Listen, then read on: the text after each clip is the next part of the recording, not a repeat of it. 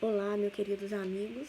Estou passando aqui mais uma vez para deixar para vocês uma breve meditação. Algo que Deus falou no meu coração e eu quero poder compartilhar com vocês. E essa meditação se encontra lá em Mateus, capítulo 7. Eu vou ler apenas o versículo 1 e o versículo 2, que diz bem assim: Não julgueis, para que não sejais julgados, pois com o critério com que julgardes, sereis julgados, e com a medida com que tiverdes medido, vos medirão também. Por que ver tu o argueiro no olho do teu irmão, porém não repara na trave que está no teu próprio?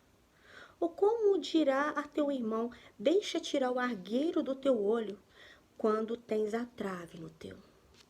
Bom, meus amigos, infelizmente, muitas vezes nós queremos nos colocar como juízes, na verdade, queremos julgar as pessoas, nos achando melhores que elas, nos esquecendo que nós também somos imperfeitos, pecadores, e ai de nós se não fosse ali a graça e a misericórdia de Deus sobre a nossa vida.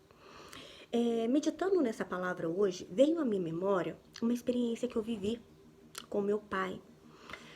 Logo que meu pai ficou doente, não sei se vocês sabem, mas creio que quase todos sabem, quem não conhece, meu pai, ele sempre foi comerciante. Meu pai não tinha nem carteira de trabalho, ele sempre foi patrão dele mesmo, né?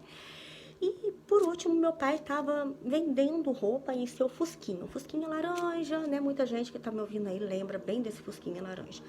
E o meu pai, então, ele saía para a zona rural e vários lugares para vender ali a sua mercadoria.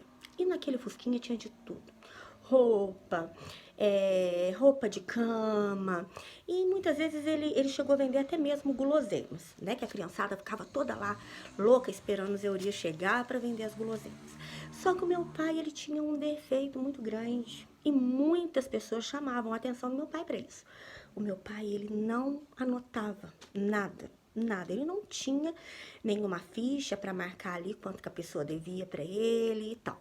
E muitas pessoas falavam: "Sô Zé, o senhor tem que ter uma caderneta para anotar, porque tem pessoas que não são assim tão confiáveis. E se acontecer do senhor ficar doente?"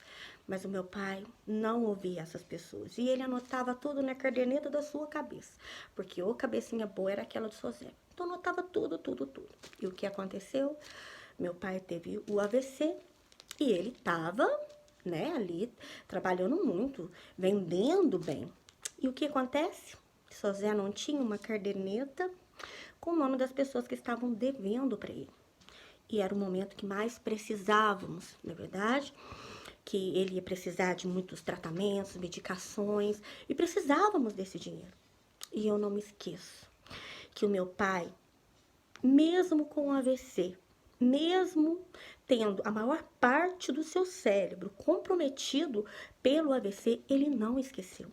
A cadernetinha dele aqui estava bem ativa. E ele lembrava muito bem da maioria. Não lembrou assim de todas, mas a maioria das pessoas ele lembrava o que devia, quanto era, tudo certinho, qual peça de roupa que estava devendo para ele. Então, o que que acontece? Logo que ele ficou doente, nós nem pensamos em sair para fazer cobrança, até mesmo porque eu morava fora e o meu pai teria que voltar comigo. E o Nicolas tinha só 2 aninhos e eu tinha deixado o Nicolas mais de um mês sem eu, para que eu tivesse aqui acompanhando meu pai. Então não teria tempo da gente sair cobrando as pessoas, né? Meu pai ficou na UTI por 15 dias, ficou no hospital quase uns 20 dias mais ou menos, então muita gente sabia, né? E o que que acontece? Algumas pessoas nos procuraram, viram a situação e procuraram meu pai para acertar suas notinhas. Claro que era o justo a fazer, não é verdade? Mas eu jamais me esquecerei, jamais, que a primeira pessoa que bateu na nossa porta, meu pai estava na casa de uma tia, irmã dele, ele bateu na nossa porta e foi o primeiro a procurar o meu pai para acertar a sua notinha. E sabe quem ele era? Um ex-presidiário ridicularizado pela sociedade.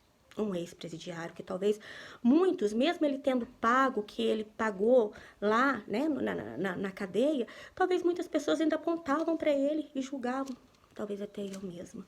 Mas é que foi o primeiro que chegou e disse: "Sô Zé, tá aqui o dinheiro que eu tô devendo pro senhor, foi tanto, tanto, tanto." Meu pai falou isso, a primeira pessoa. E detalhe, muitos não nos procuraram. E depois que retornamos para cá, para Baipendi, então eu falei, não, agora eu vou atrás das pessoas que estão devendo pro meu pai, né? Muitas, é claro, iam nos procurar, porém nós já tínhamos mudado, muitos não sabiam nem que a gente tinha voltado, né? Então meu pai passou ali para mim a lista das pessoas que ele estava devendo. E lá fui eu, né? Porque precisávamos cobrar. Graças a Deus, muitas pessoas acertaram, chegaram, não, Sara, realmente, tal. Mas eu não me esqueço que algumas pessoas não acertaram. E disseram assim para mim, não, eu não devo nada. Não devo nada, né? E sendo que devia, que o José estava com a cabeça muito boa, ele sabia valor, detalhes. E muitas pessoas que se diziam perfeitas, muitas pessoas que se julgavam santas, sim. Muitas dessas pessoas usaram da má fé, das condições do meu pai, para não acertar ali o que devia com ele. Então, isso para mim foi um grande exemplo. Um grande exemplo. Enquanto um que era ridicularizado, que foi ali um ex-presidiário, nos procurou, outros nós procuramos e não agiram com boa fé com meu pai. Então, com isso, Deus me ensinou, não devemos jamais julgar as pessoas pela aparência, meus amigos. Não é porque algum, né, talvez parece ser melhor que o outro. Sabe por quê? Nós não podemos julgar, porque há apenas um juiz, o nosso Deus. E sabe por que ele é juiz? Porque só ele conhece o que se passa na nossa mente e no nosso coração. Só ele. Por isso nós nunca podemos julgar segundo as aparências, porque nós não sabemos o que se encontra no coração. E também nós não estamos em condições de julgar ninguém. Ou seja, quando julgamos alguém, é um leproso querendo julgar um outro leproso, porque é isso que nós somos, leprosos, eu quero dizer assim, pecadores, que carecemos da graça e da misericórdia de Deus na nossa vida. Então, quero deixar para você essa mensagem nessa tarde maravilhosa. Deus abençoe. Um beijo.